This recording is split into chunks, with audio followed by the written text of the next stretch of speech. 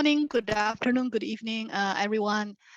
Welcome to the second day of the conference. Hope you enjoyed the sessions yesterday. Today, we will first have our third keynote talk, followed by 3 sessions consisting of 11 subsessions. During the keynote talk, please kindly mute yourself and type questions in the chat box, if any.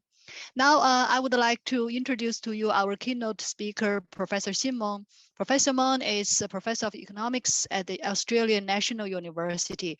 Her research spans 4 main themes. First is the Chinese labor market during transition, including changes in income distribution and poverty, impact of labor market rigidities and on economic development, and the effects of economic shock on consumption. Second is the influence of institutions and culture on gender discrimination in developing and developed countries. Third is the economic implications of rural-urban migration in developing countries and economic assimilation of immigrations in developed countries. And the fourth theme is the economic and behavior implications of major catastrophes such as the impact of Chinese famine and cultural revolution on lifetime earnings and welfare of individuals and families. Her research has been published in leading economic journals, including Science, Review of Economic Studies, the Economic Journal, Journal of Economic Perspectives, Journal of Labor Economics, Journal of Development Economics, Labor Economics, Journal for Public Economists, Oxford Economics and Papers, many leading journals. She has very long publication list. So today we are very lucky to have her to deliver a talk on her recent research. The topic is China's 40 years demographic dividend and labor supply, the quantity myth. Professor Meng, the floor is yours. Thanks. Okay. Let me share this link.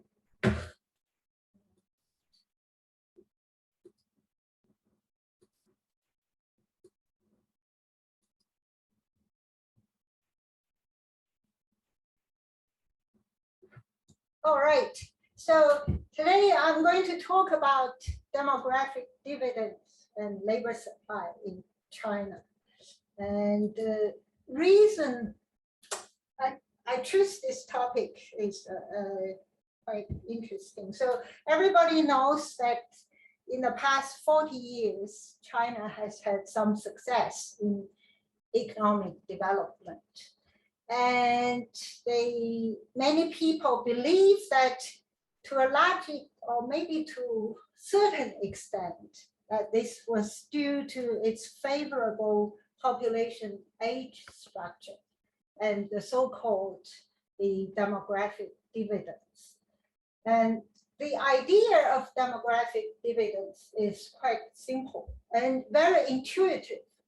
And it says that if a society have more people in the working age working, and to support a smaller share of population with dependence, then the economy is going to boom, right? So it's a very intuitive idea and easy to grasp. So everybody believes in this story. But around 10 years ago, China's working age population share in the total population start to decline. So the government and the academics were very concerned, and they took many steps to try to address this issue. And first they say, oh, every couple who are both single child can have second child. And then in 2015, they completely opened to the whole population, says everybody who wants to have 2 children can have 2 children. And then after 5 years of this 2-child policy, in 2020 census, and they find that fertility rate only increased very marginally from 1.64 to 1.68.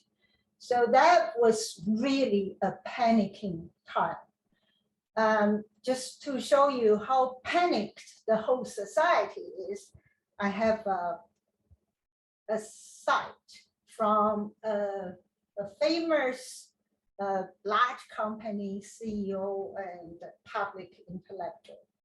He says that low fertility not only will increase aging population share of the total population, so that to make the society lose its vitality, it also reduced population size, and as a consequence, technology improvement would slow down, economy would shrink, the society would involute, and the strength of the nation would reduce. The drop in fertility is to lose our future, and the long-term decline of fertility would see a collapse of the economy and the disappearing of the Chinese race. That's how panicked the whole society become. So the idea of writing this paper is, I'm trying to say, calm down. It's not that bad. So I want to say, let's wait and see and use the past 40 years data to see, is this demographic dividend that important in terms of China's economic growth? So that's my question.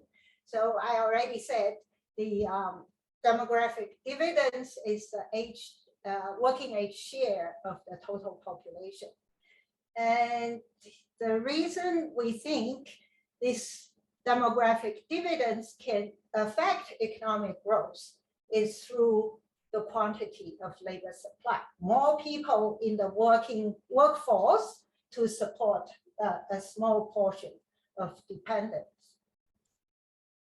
What I will do in this talk is I will first examine the labor supply over the past 35 years. And in terms of the quantity of labor supply and the structure of labor supply, and also the quality of labor supply. So all three of these things are affecting productivity. So the labor supply have three aspects which can have impact on labor productivity. And after examining labor supply, I then want to say, okay, let's put this all together to see if I control for the other aspect of labor supply, is the quantity, is this population dividend still that important?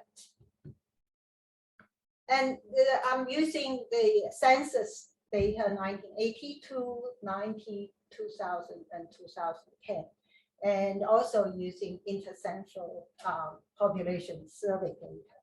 And for the growth regression, I gathered some information from yearbook as well. So this is what they say, why China's growth was good, and because why the demographic dividends have a huge impact on China's economic growth. So this is population, the working age population share in the total population. China started opening up, and the economy taken off since then from the late 1970s, early 1980s. And the demographic dividends keep on going up until around 2010, 2011, it started to drop.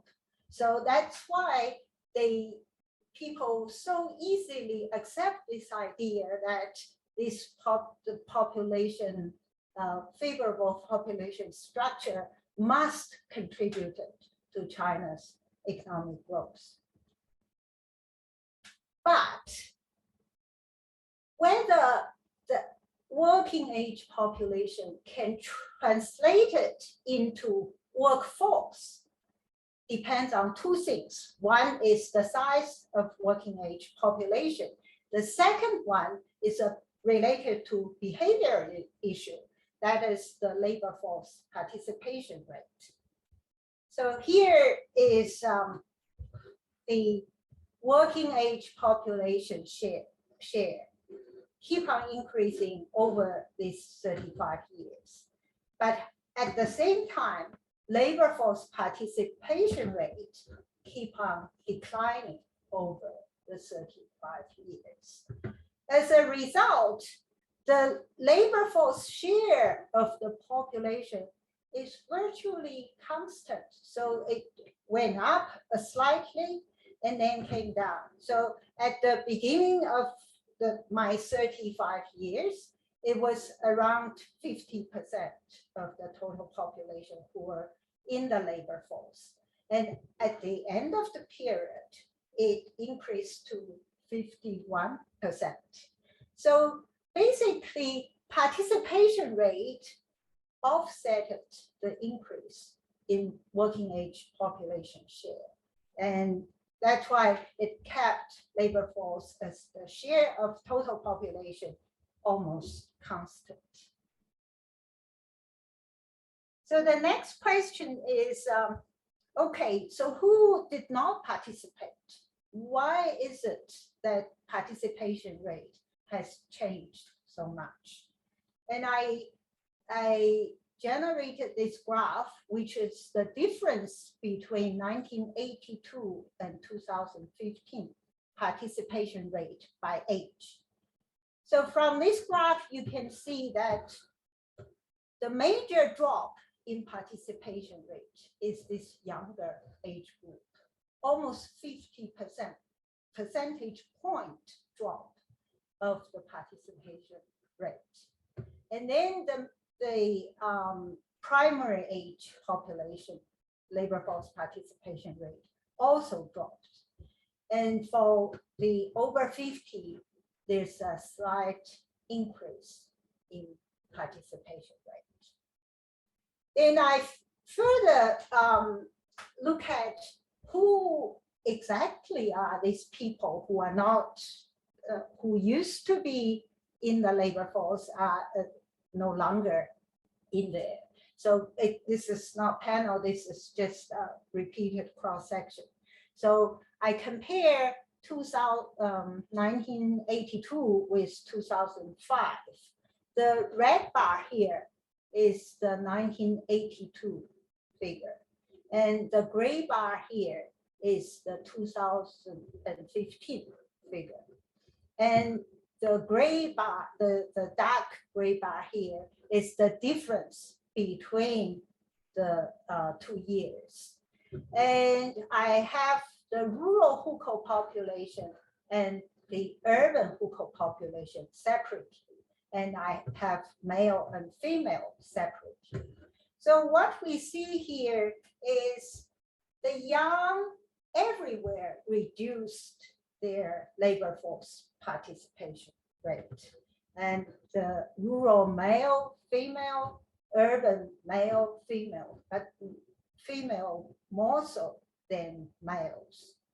And for primary aged group, it's mainly women. There's some reduction in men as well, but mainly women, and especially the urban women, primary age population.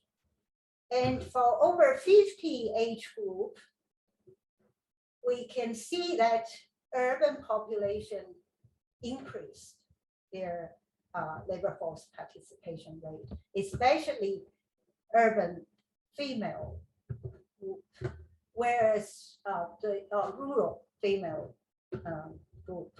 But for the urban group, both male and female dropped their labor force participation rate. So let's summarize this. So the major drop in labor force participation rate is for the younger age group. There are this effect is mainly the education effect. And I did another graph which shows I exclude all the students, and then you can see the drop in younger group. It's not that high.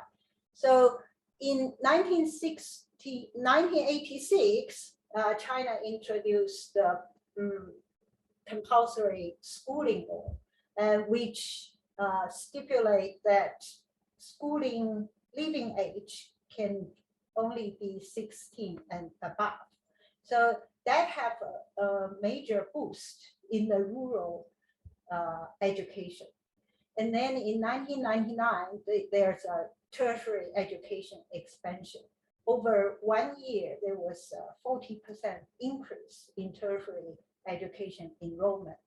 And I think over 5 years, the tertiary enrollment increase doubled. So that was the two major boosts for education. And that was the major drive for the reduction in labor force participation rate in the younger age group.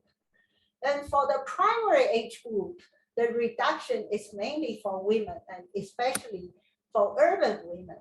And the reason for that probably are twofold.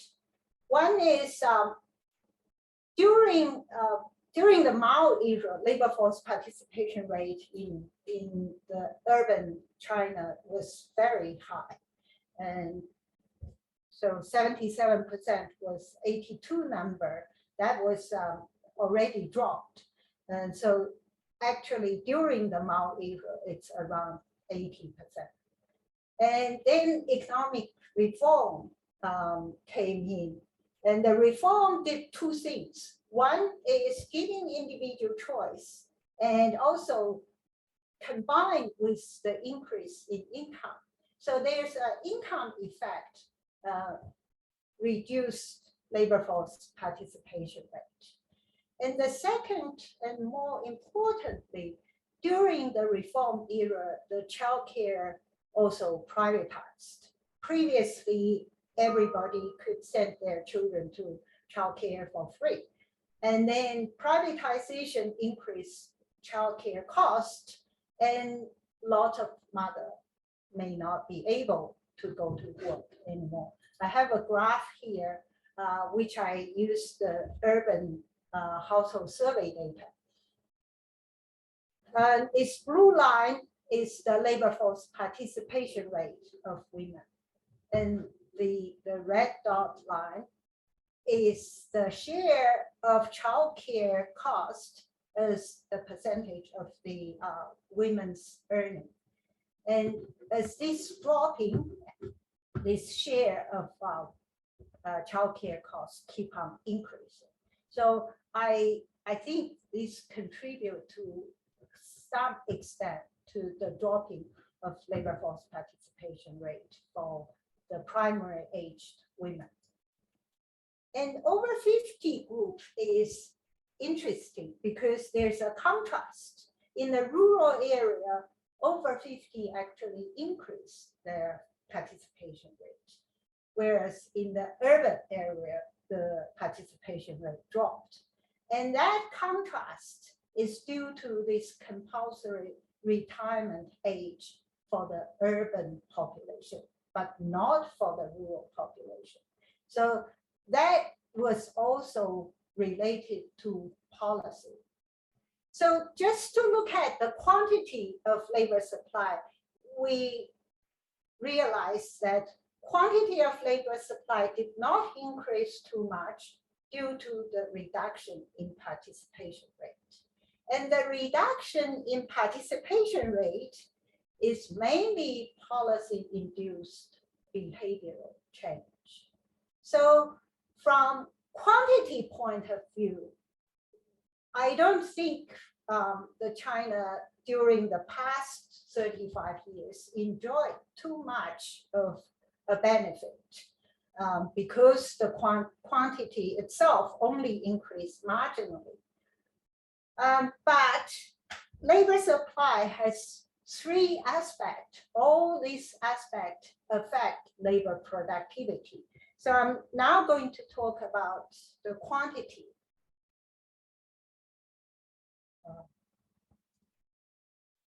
The quality of labor supply.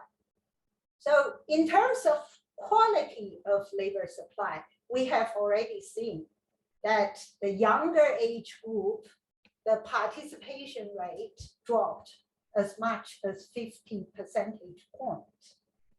And where did they go? They went to school. So the blue line here is from 1982, and the red line here is from 2015. And for both men and women, for every age group, we have seen a significant increase in average years of schooling. So especially for women, almost in every age, they increase by around 5 years. So that's the huge increase in what labor economists called human capital, right? The stock of human capital basically shifted up significantly. So what I did was I decided I will look at what the growth literature called human capital stock. That is the number of workers times the years of schooling in the country. And then I plotted out against each age group. So what we find is, the red bar is 1982 figure, and the light gray bar is 2015 figure, and the dark gray bar is the difference between these 2 years. We can see that apart from the younger age group, the stock of human capital in China increased dramatically.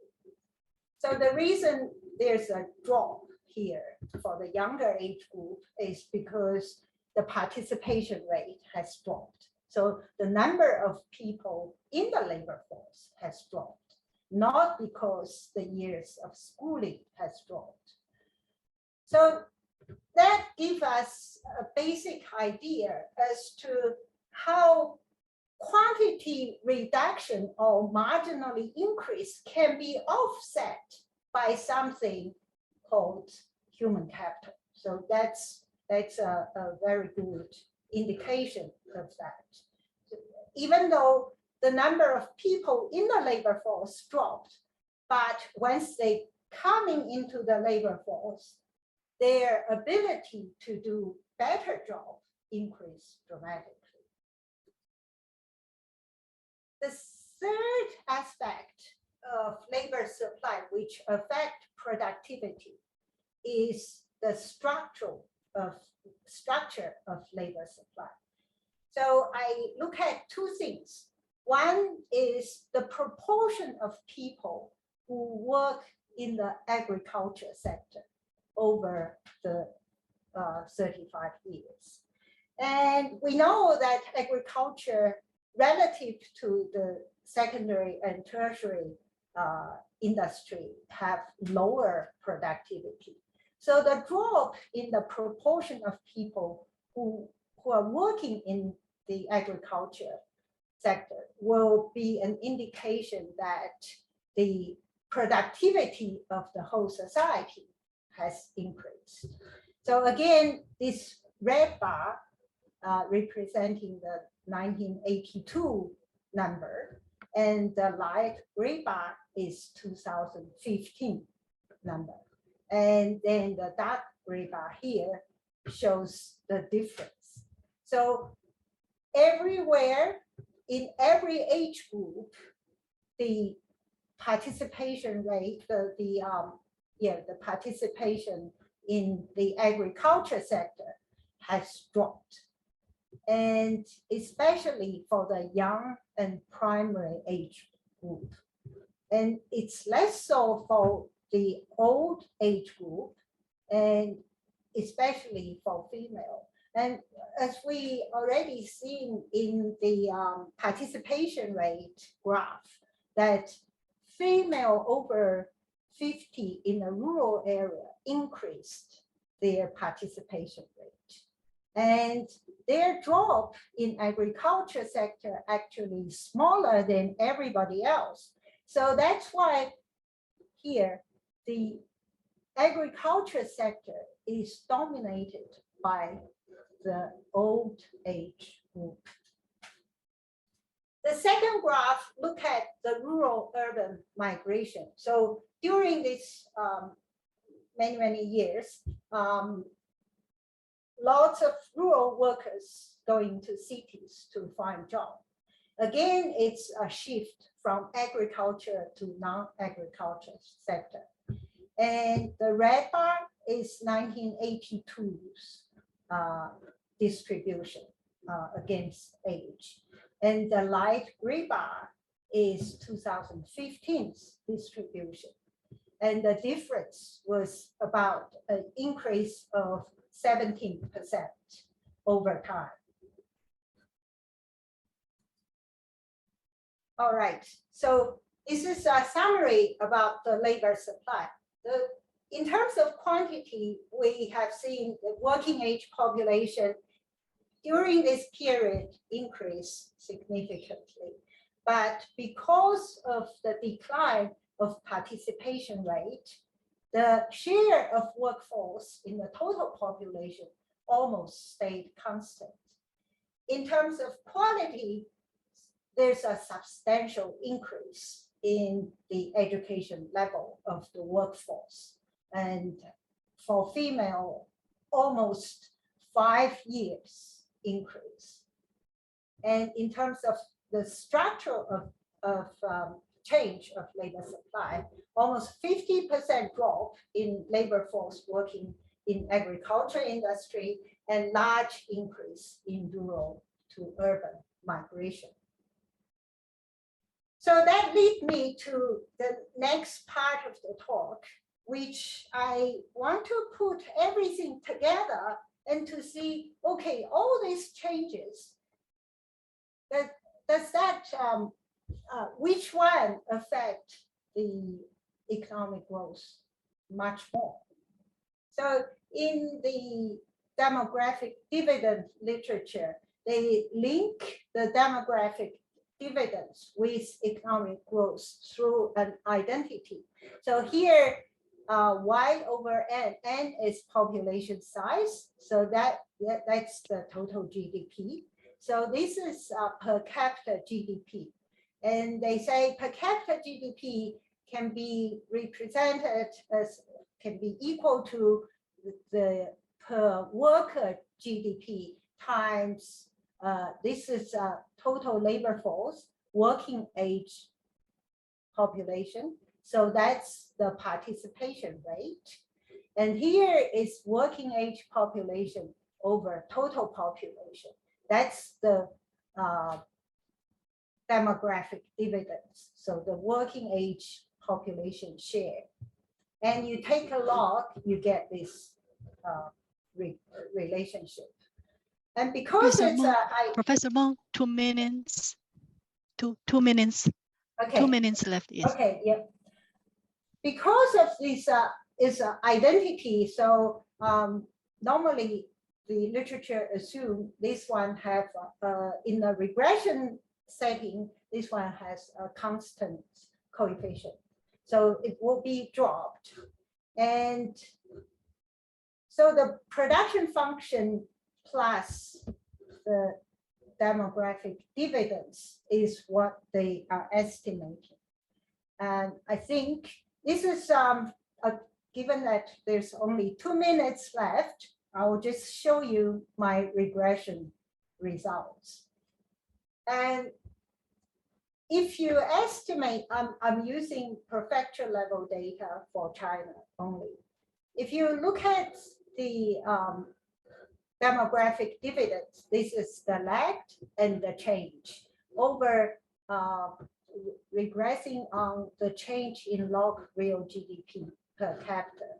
And you get very strong significant coefficient both for lag and the change. And once I include the capital stock and the lag dependent variable, this captures catching up effect. The effect is still there, slightly changed, dropped the coefficient.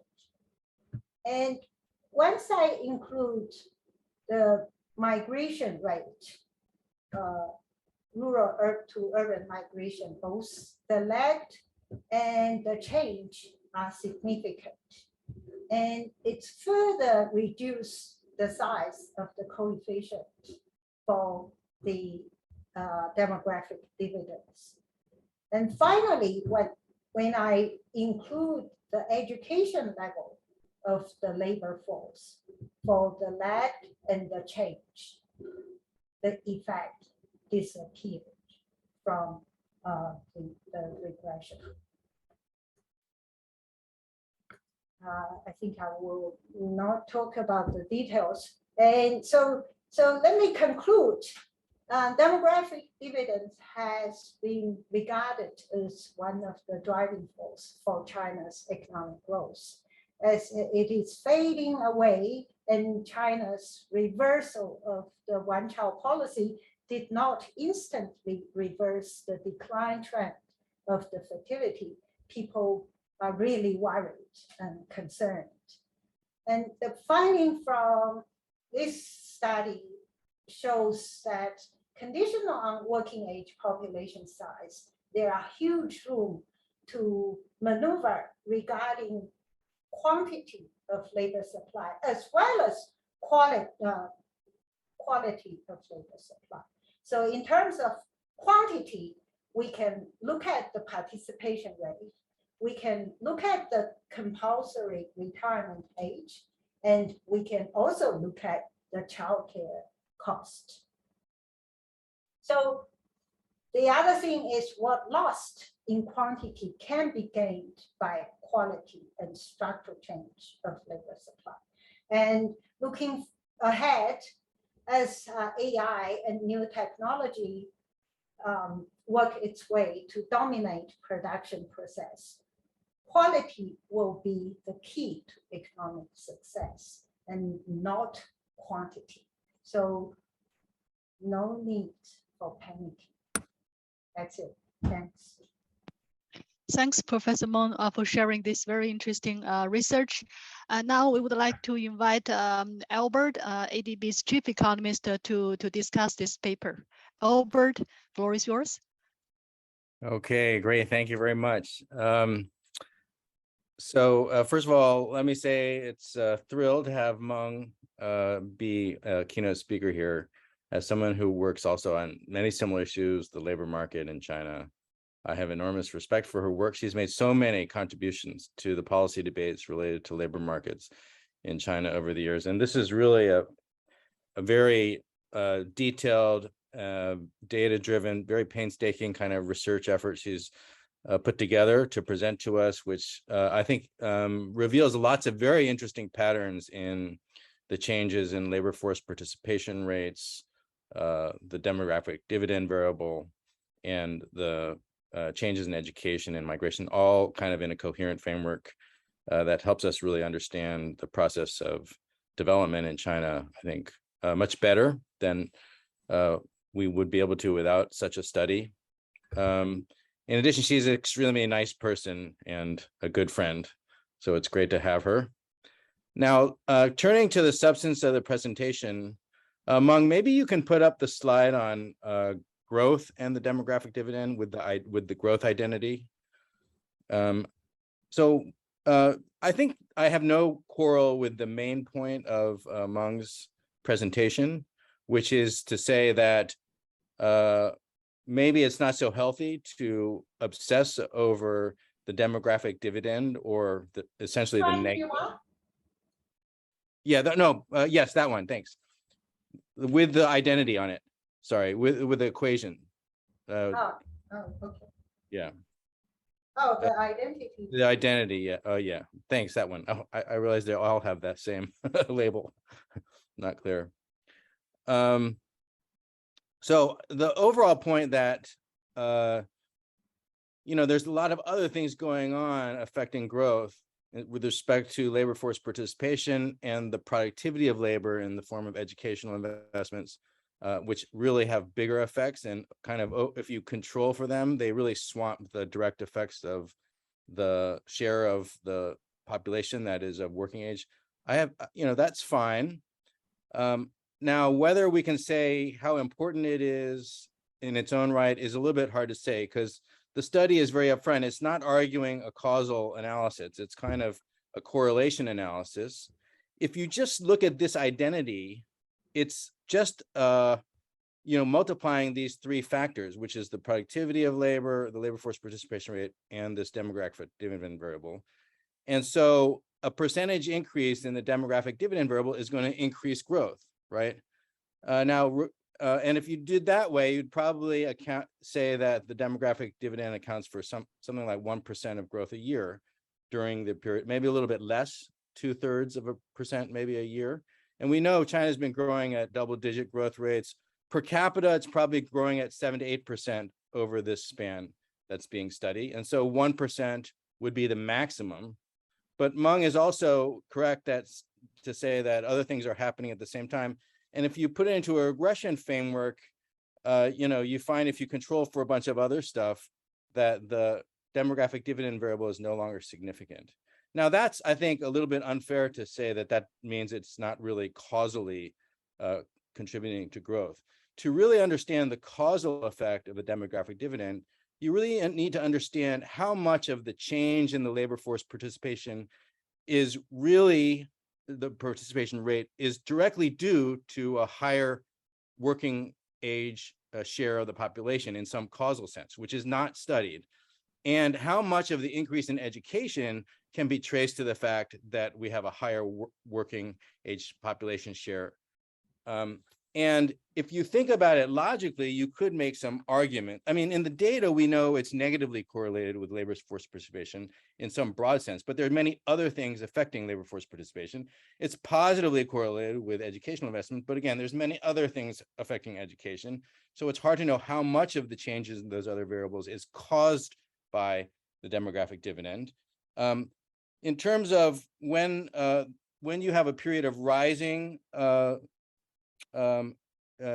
share of the working age population, I think if you thought about labor force participation rate, you might actually think that if many families also have fewer children, which is really driving that growth in the demographic dividend, then that should release females to work more. But at the same time, it's going to increase income per capita. And so there could be an income effect, which would reduce labor force participation. And what Meng pointed out is for young workers, they're going to invest in education, and that's going to reduce their labor force participation. So it's kind of different factors going in different ways. Now, for education, as the working age share of the population increases, I think you definitely expect more investments in education. Again, because you have lower fertility, which means you can invest more in kids. And if you're a young adult, you also will also have more income, so you can invest in yourself, and as opposed to working in the labor market, you may feel less pressure because there's a positive income effect, et cetera.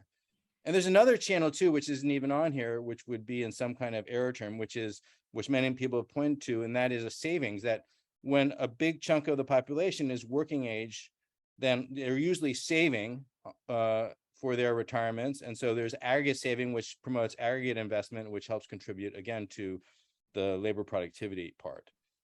Now, so if some of those connections, like we expect labor force participation, this demographic dividend to actually increase educational investment and increase savings, that would mean some of the increases in these other parts of this identity should actually be attributed to the demographic dividend, and could actually increase its impact beyond the 1% that I described. If you were trying to argue it causally, but again, there's nothing to identify it. So we just have to kind of there's no way to prove the quantities, but I'm just saying from a theoretical standpoint. Now, I think most interesting question is kind of thinking forward. Now that we're in a period where the working age population share is declining, then what do we expect? Well, we probably expect the labor force participation rate to increase because people are going to have to support more elderly people. We also, and the old people themselves are going to feel more pressure to perhaps rely on themselves because they have fewer kids to rely on. Education investment too should increase because people know they can't rely on their parents, their kids in the future. There are so few kids, and so they're going to feel they have to earn more themselves to support themselves. So that is supportive. But we'll have a negative savings rates as there's more and more people who are retired. And all of Hi, those things. Albert. Yeah, 1 minute left. Yes, the last comment is, so I think Meng is actually exactly right that what we really need to focus on in terms of policy is thinking of ways to extend working age beyond retirement, which is a natural thing in any aging society. But the retirement rules in China are still very much going against that. And it's exacerbated by the fact that a lot of people are moving from rural areas where there's no retirement age, and people in the past have kind of worked until they can't work anymore. They're moving in, they're urbanizing, and they're moving into urban labor markets where there's this retirement age, and suddenly they're all retiring at age 60. And that norm really has to change if there's going to be sustained labor force participation rate going forward. Let me stop there, and thanks for a very stimulating presentation. Thanks, Albert. We also have some questions from floor. Maybe Paul, please kindly unmute yourself to. Yes, thank you. Just some quick questions. I was a bit surprised with your opening statement about people thinking that fast economic growth is attributed to a demographic dividend, because my reaction would be, well, the fast economic growth is a result of labor market as a result of market reforms over the last 40 years. That's really the things that's been driving growth. I wouldn't think of that. You know, in India, when we look at these issues, you know, they talk about demographic dividend and demographic disaster, right? And the idea there is that, okay, the population or the working age population goes up, but that's not the issue. The issue is whether these people can get employment and can work and can contribute to that. And so I thought that the analysis was interesting from a labor supply perspective, but I think it lacked sort of any analysis of the labor demand perspective. Thank you. Hi, Professor Meng, would you please would you like to kindly respond a bit? Yes. Okay, let me talk about the things Albert raised. The causal relationship, and I think I was upfront. I wasn't talking about causal. It's just very descriptive, and to see exactly how the things are correlated. And I have some idea, maybe there is a way to pin down the causal demographic dividends. In fact, we have the famine cohort, which are a substantial drop in the population size. So, but so far I haven't done anything in that front. Regarding saving, I was going to say something, but the paper is about labor supply, so I thought I was clear. I mainly focus on labor supply, but I have done lots of work on saving. And I think the saving idea from the demographic dividend point of view was the lifetime hypothesis, the life cycle hypothesis.